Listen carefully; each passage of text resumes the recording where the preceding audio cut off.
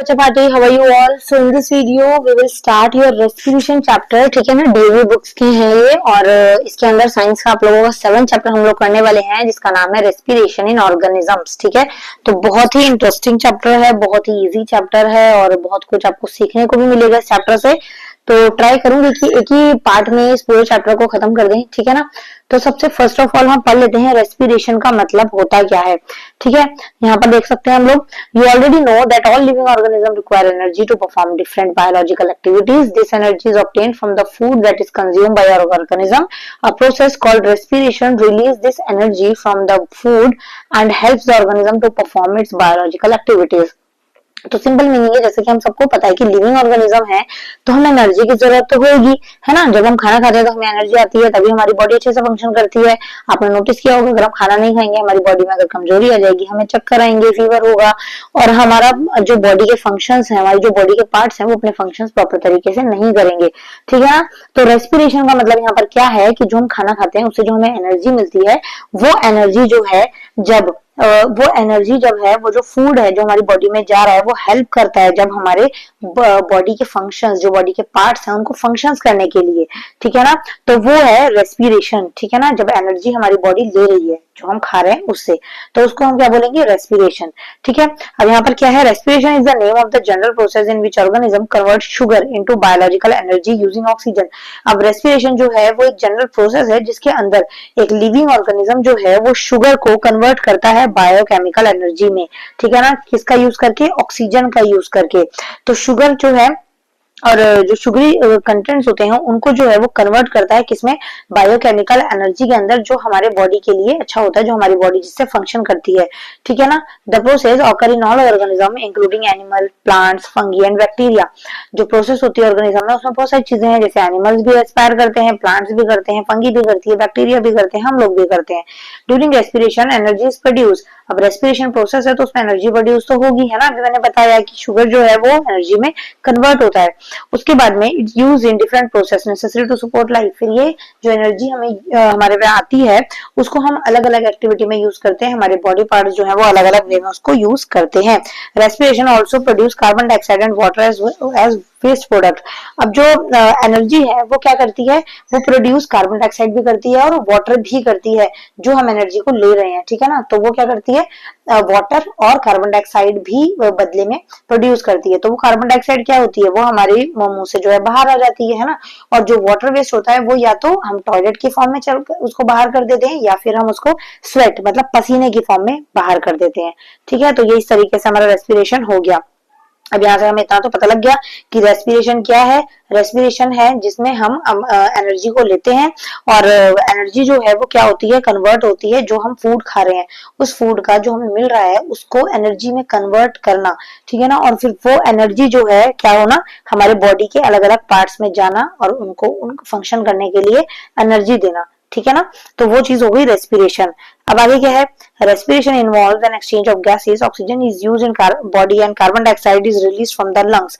का रेस्पिरेशन के अंदर जो है वो गैसियस एक्सचेंज भी होता है. अब गैसियस एक्सचेंज कैसे होता है, अब हम रिस्पायर कर रहे हैं, कुछ अंदर ले रहे हैं, सांस अंदर जा रही है तो ऑक्सीजन यूज हो रही है बॉडी में, है ना. और कार्बन डाइऑक्साइड जो है वो रिलीज हो रही है लंग से बाहर की ओर. ठीक है, in plants the process of respiration as we as photosynthesis. अब प्लांट्स के अंदर रेस्पिरेशन कैसे होता है, फोटोसिंथेसिस प्रोसेस से होता है ना. प्लांट्स जो है वो क्या करते हैं, ऑक्सीजन को क्या करते हैं, टेक इन ऑक्सीजन, एयर, कार्बन डाइऑक्साइड और respectively for these two process. However, photosynthesis does not occur in the absence of light.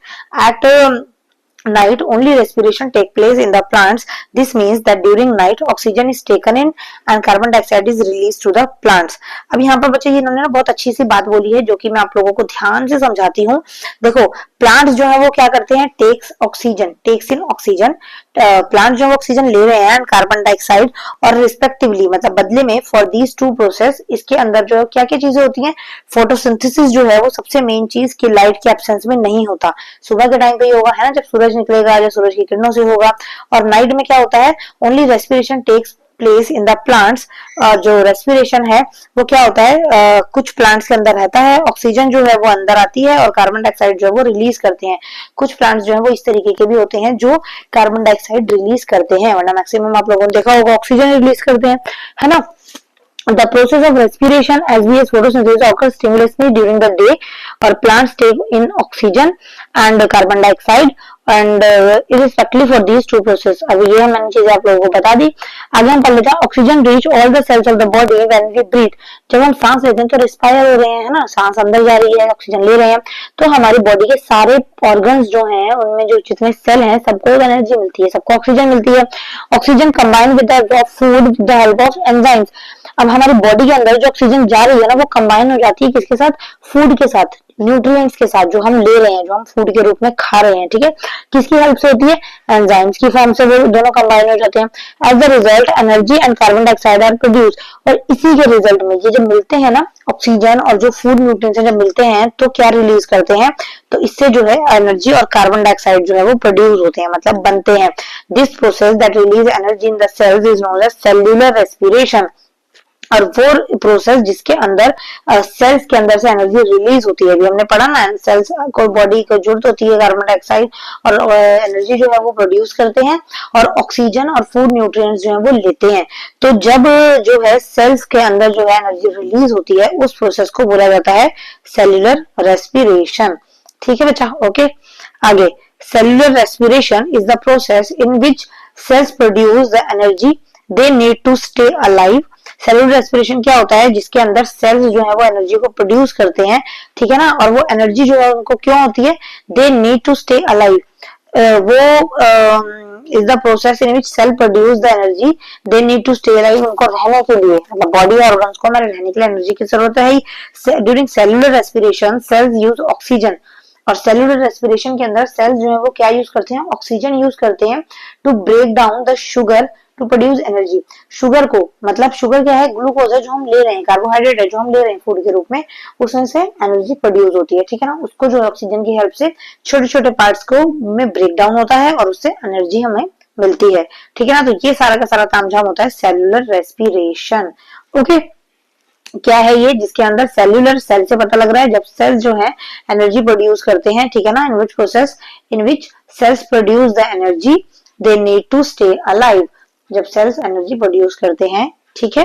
आगे, do you know we breathe about 5000 times every day. क्या आप जानते हैं कि आप एक दिन में 5000 के आसपास जो है वो सांस लेते हैं। The lungs on the left side of our body slightly smaller than the lung on the right side. अब जो हमारे बॉडी के अंदर लंग्स है ना, वो क्या होते हैं? लेफ्ट साइड वाला जो लंग है वो क्या होगा? छोटा होगा। किससे? राइट साइड वाले लंग से, ठीक है। 2 लंग्स होते हैं हमारे बॉडी में, देखा होगा आप लोगों ने। आगे, the extra space on the left side leave space for the heart. अब जो एक्स्ट्रा स्पेस है ना, जो छोटा लंग है, मैंने बताया लेफ्ट साइड वाला थोड़ा छोटा है, तो वो जो छोटा लंग है और जो साइड में तो लेफ्ट राइट वाला तो बड़ा लंग्स है, तो वो बड़े लंग्स के कंपैरिजन में लेफ्ट वाला छोटा है। तो वो छोटा जो जितनी जगह छोड़ता है ना, जो बचती है जगह, उस जगह पर हमारा हार्ट रहता है, ठीक है ना। और हार्ट को काम करने के लिए वो जगह को छोड़ा जाता है without being obstructed by the surrounding organs. अब यहाँ पर बाकी किसी ऑर्गन की हार्ट को जरूरत नहीं होती, वो अपने आप में इनफ रहता है, आप लोगों को पता ही होगा, ठीक है ना। एक पंपिंग ऑर्गन है जो हमेशा वर्क करता है। आगे, अब यहाँ पर हम देखें टाइप्स ऑफ रेस्पिरेशन। अब रेस्पिरेशन का टाइप यहाँ पे क्या है? 2 टाइप की रेस्पिरेशन है। रेस्पिरेशन मतलब जब हमारे सेल्स जो है वो एनर्जी लेते हैं, है ना, जब हमारे ऑर्गेनिजम्स को एनर्जी मिलती है तो उसके अंदर ऑक्सीजन का यूज करते हैं, ऑक्सीजन को लेते हैं। तो 2 टाइप के अंदर जो है रेस्पिरेशन होते हैं, ठीक है ना, एरोबिक रेस्पिरेशन और एनारोबिक रेस्पिरेशन। अब एरोबिक रेस्पिरेशन क्या है? Is release of energy from glucose in the presence of oxygen. अब देखो ग्लूकोज के रूप में हम एनर्जी तो लेते हैं, बट एरोबिक के अंदर जो क्या होता है? प्रेजेंस ऑफ ऑक्सीजन होता है, मतलब ऑक्सीजन की प्रेजेंस में ही हम अपने एनर्जी जो है वो रिलीज हो रही है, ठीक है ना। Aerobic means in air. Aerobic का मीन्स जो है अगर फ्रैंकली बोले तो इन एयर मतलब हवा में। However, it is oxygen in the air which is necessary for aerobic respiration. An organism is described as aerobic if it is require oxygen in order to survive. अगर किसी organism को oxygen की जरूरत है, ठीक है ना, अगर किसी ऑर्गेनिज्म को ऑक्सीजन की जरूरत है एनर्जी को लेने के लिए और बूस्ट करने के लिए, ग्लूकोज को तोड़ने के लिए, तो उसको हम बोलेंगे एनारोबिक रेस्पिरेशन। ओके, और आगे अगर हम एरोबिक रेस्पिरेशन देखें, अब ये देखिए without the use of oxygen anaerobic होता है, और in the absence of oxygen anaerobic है, और with the use of oxygen aerobic है, ठीक है ना। अब यहाँ देखिए एरोबिक के अंदर बच्चा आपको दिखेगा carbon dioxide plus water plus energy. Okay, और without the use of oxygen, अब ऑक्सीजन का यूज नहीं है तो वहां पे क्या होगा, एल्कोहल रहेगा वहां पे, ठीक है ना, एल्कोहल, कार्बन डाइऑक्साइड और एनर्जी। लैक्टिक एसिड और एनर्जी भी प्रोड्यूस होते हैं, ठीक है ना, अगर हम एनारोबिक करते हैं तो। अब एनारोबिक किसके अंदर है भाई, anaerobic respiration takes in absence of air, here oxygen is not used for the release of energy from food molecules. अब यहाँ फूड के जो मॉलिक्यूल्स हैं उनसे एनर्जी लेने के लिए हमें ऑक्सीजन की जरूरत नहीं है, ठीक है ना, तो ऑक्सीजन के बिना हम एनर्जी को ले लेते हैं और उसी को हम बोलते हैं एनारोबिक, ठीक है ना। आगे क्या बोल रहे हैं, anaerobic respiration that take place in yeast. Anaerobic इसमें होता है, एरोबिक तो ह्यूमन बीइंग और लिविंग ऑर्गेनिजम्स और एनिमल्स में है, और एनारोबिक होता है यीस्ट में, is to push commercial use for the production of alcoholic beverage। और इसीलिए यीस्ट को यूज किया जाता है अल्कोहलिक, मतलब कि ऐसी चीजें जिसमें अल्कोहल पाया जाता है वो चीजें बनाने के लिए, ठीक है। It is also useful for making breads and fermenting the idli and dosa batter. आप लोगों ने देखा होगा इडली का जो बैटर होता है उसको भी हम थोड़ी देर के लिए धूप में रखते हैं, मतलब गर्म चीज की उसको जरूरत होती है, गर्म एनवायरनमेंट की, और गर्म के अंदर ही यीस्ट जो है वो मल्टीप्लाई होते हैं, उसी के अंदर वो एनर्जी को प्रोड्यूस करते हैं, ठीक है, बट उसके अंदर उनको ऑक्सीजन की जरूरत नहीं होती, आप उसको ढक के कवर करके रखना पड़ता है, तभी वो चीज जो है वो ज्यादा अच्छे से बनती है। ऐसे ही हम देखेंगे जो भटूरे बनते हैं ना, छोले भटूरे वाला, तो वो भटूरे का जो मैदा होता है ना बच्चा, जो बैटर होता है उसको, डफ को, उसको भी काफी टाइम के लिए जो है वो रखा जाता है पैक करके, गूंदने के बाद उस मैदे को पैक करके रखा जाता है काफी टाइम के लिए, कुछ घंटों के लिए, सो दैट उसके अंदर एनर्जी प्रोड्यूस हो, उसमें यीस्ट मल्टीप्लाइड हो, और वहां पर वो डब जो है वो थोड़ा सा ज्यादा हो जाता है देखने में, ओके, वो शो होता है। आप अपने घर में जब मम्मा से पूछेंगे तो उनको नॉलेज होगी, वो आपको बताएंगे, तो अपनी मम्मा से डिस्कस जरूर करिएगा, okay. Another type of aerobic respiration can take place in human muscle cells when enough oxygen is not available. अब यहाँ पर एक और एनारोबिक रेस्पिरेशन होता है जो कि मसल से होता है। जब मसल्स हमारी बॉडी को एनर्जी प्रोड्यूस करते हैं तब उन्हें ऑक्सीजन की जरूरत नहीं होती, वो जस्ट जो एनर्जी है वो रिलीज करते हैं, ठीक है ना, क्योंकि कई बार ऐसे मूवमेंट आते हैं जब हमारी बॉडी को ऑक्सीजन की बहुत ज्यादा जरूरत जो है वो मतलब की जरूरत होती है, बट हम लोग वो हमारे पास नहीं होती, ठीक है, तो उस कंडीशन में मसल्स जो है वो हमारी हेल्प करती हैं, जो हम आगे अभी पढ़ेंगे, ओके। अब ये देखिए, an anaerobic respiration is useful for making alcoholic beverage and bakery items and bread in plants, yeast and bacteria. Anaerobic respiration result in the production of alcohol and carbon dioxide. This process is used in brewing and baking industries. This process is also called fermentation. Fermentation का मतलब ये होता है बच्चा, जब हम yeast का use करके कोई चीज को बनाते हैं, ठीक है ना, और ये किस कहाँ यूज होती है, ब्रीविंग और बेकिंग इंडस्ट्रीज के अंदर, ठीक है ना, जहाँ पर मैदा, ब्रेड और केक और ये सारी चीजें बनाई जाती हैं, ठीक है, पिज्जा के वो बंद होते हैं जो, ठीक है ना, बेस वगैरह वो सारी चीजें, ओके। अब ये आगे आ जाता है, और इसके अंदर अभी हमारा 12 मिनट हो गए हैं, कितने पेजेस बढ़े, ठीक है, एक और कर लेते हैं। क्या बोल रहे हैं ये, Why do we get muscle cramp after heavy physical exercise? आप लोगों ने बच्चा नोटिस किया होगा, जब आप कोई एक्सरसाइज करते हो या बहुत देर साइकिलिंग कर लेते हो या फिर बहुत देर वॉकिंग कर लेते हो, तो आपकी मसल्स होती हैं जो लाइक थाई के, जो पैर के मसल्स होती हैं, वो दर्द होने लग जाती हैं, ऐंठने लग जाती हैं, फिर हम मम्मा को बोलते हैं कि मम्मा बाम लगा दो, तेल लगा दो, दर्द हो रहा है ना, तो वो क्यों होता है। Human muscles can respire anaerobically. अब जो हमारी मसल्स है ना बच्चा, वो अभी हमने ऊपर पढ़ा ना, एनारोबिक टाइप से रिस्पायर होती हैं, तो जब वो एनारोबिक रेस्पायर कर रही होती है ना, तो लैक्टिक एसिड जो है वो प्रोड्यूस होता है ड्यूरिंग दिस प्रोसेस। इस प्रोसेस में लैक्टिक एसिड प्रोड्यूस होता है हमारी मसल्स के अंदर, because of this muscles can not continue working for a long, और इस वजह से जो है मसल्स जो है वो ज्यादा देर तक काम नहीं कर पाती, they get fatigue after some time causing muscle cramp, और वो कुछ टाइम के लिए ना सुन्न हो जाती हैं या बहुत दर्द हो जाता है, ऐंठ हो जाती हैं जब हमारे मसल्स क्रैम्प आ जाते हैं। Anaerobic respiration in human is less efficient then aerobic respiration. Anaerobic respiration जो ह्यूमन में है वो ज्यादा एफिशिएंट नहीं है एरोबिक रेस्पिरेशन के मुकाबले में। This explain why human can run faster in short distance race than over long distance. When an athlete stops after a sprint, she is a breathe faster for some time.